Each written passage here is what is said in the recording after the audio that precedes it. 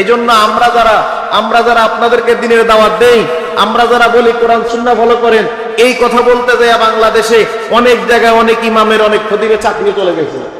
কারণ মিম্বারে বসার পরে যদি হক কথা বলে, তাইলে মসজিদ কমিটির বিরুদ্ধে চলে যায়, মুসল্লির বিরুদ্ধে চলে যায়, কিংবা প্রভাবশালী কোনো আধিপত্য বিস্তারকারী মুসল্লির বিরুদ্ধে চলে যায়, যার জন্য তিনি প্রত্যক্ষ কিংবা পরোক্ষভাবে ইমামের পেছনে বিভিন্ন কথাবার্তা বলে ইমামের প্রতি মানুষকে খেপিয়ে তোলে। এই শ্রেণীর লোক আছে না নাই? আছে না নাই?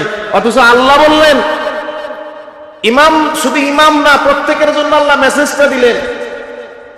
সূরা জুমা আয়াত নাম্বার 11, সূরা জুমার শেষ আয়াত, একবারে সূরার শেষ আয়াতের লাস্টের অংশ, আল্লাহু খায়রুর রাযিকিন।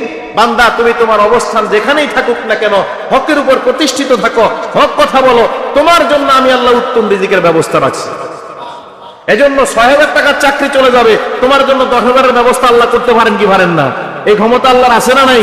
এজন্য ওই ৬০০০ টাকা নিয়ে পড়ে থেকে মানুষকে তেল মেরে কোরআন সুন্নাহর বাইরে শিরক বিদআত নিয়ে আমল আখলাক করে কোন ইমাম যদি নিজে ভণ্ড হয় এবং নিজে ধ্বংস হয়, পাশাপাশি তার মুসল্লিদেরকে ধ্বংস করে, এর লায়াবিলিটি শুধু ইমামের না, মুসল্লিরও আছে, মসজিদ কমিটিরও আছে। আল্লাহ বললেন আল্লাহু খায়রুর রাযিকিন, কথা কয় না? এটা এতটুকু তো জানেন অন্তত, আল্লাহু খায়রুর রাযিকিন, আল্লাহ উত্তম রিজিক দাতা। সুতরাং আমার অবস্থানে আমি, আপনার অবস্থানে আপনি। আপনি যদি চাকরি করেন, কেউ ঘুষ নিয়ে আসছে, আপনি চিন্তা করলেন এই টাকাটা যদি নেই তাহলে আমার তো আজকে টাকার খুবই দরকার, টাকাটা নিলে উপকার হইব।